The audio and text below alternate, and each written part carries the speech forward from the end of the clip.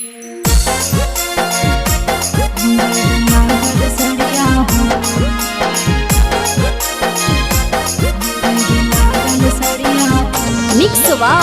Yadav films Bhojpuri Sonu Chamoli.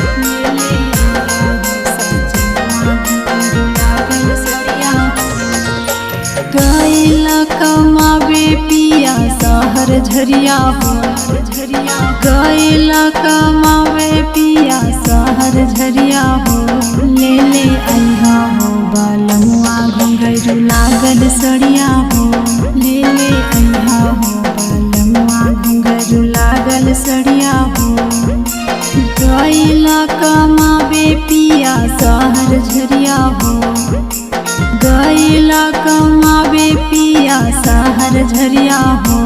ले ले अइहा हो बालमुआ घुंघरू लागल सड़िया हो, ले ले अइहा हो सजनमा घुंघरू लागल सड़िया हो, लागल सड़िया हो।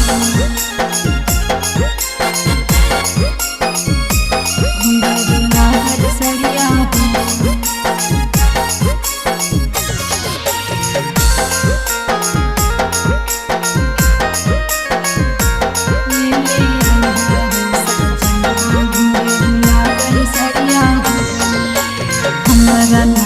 मतलब राजा तोहर रूपहिया से काहे न कुछ भेजल राजा गेला कमावे जहिया से, कमावे जहिया से। हमरा नया मतलब राजा तोहर रूपहिया से काहे न कुछ भेजल राजा गेला कमावे जहिया से। चाहे नाही हमरा पना सवा हजरिया हो, चाहे नाही हमरा पना सवा हजरिया हो। ले ले अइहा हो सजनमा घुंघरू लागल सड़िया हो, ले ले अइहा हो बालमुआ घुंघरू लागल सड़िया हो, लागल सड़िया हो। घुंघरू लागल सड़िया हो।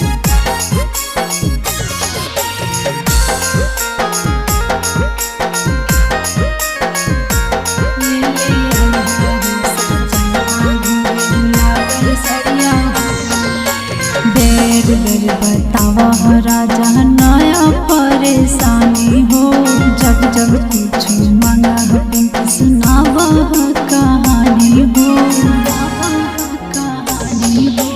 बेर बेर बतावा हो राजा नया परेशानी हो, जब जब कुछ मांगा हो पिंक सुनावा हो कहानी हो। बढ़िया लागल सड़िया कलर लइहा करिया हो, बढ़िया लागल सड़िया कलर लइहा करिया हो। ले ले अइहा हो लमुआ घुंघरू लागल सड़िया हो, ले ले अइहा हो सजनमा घुंघरू लागल सड़िया हो।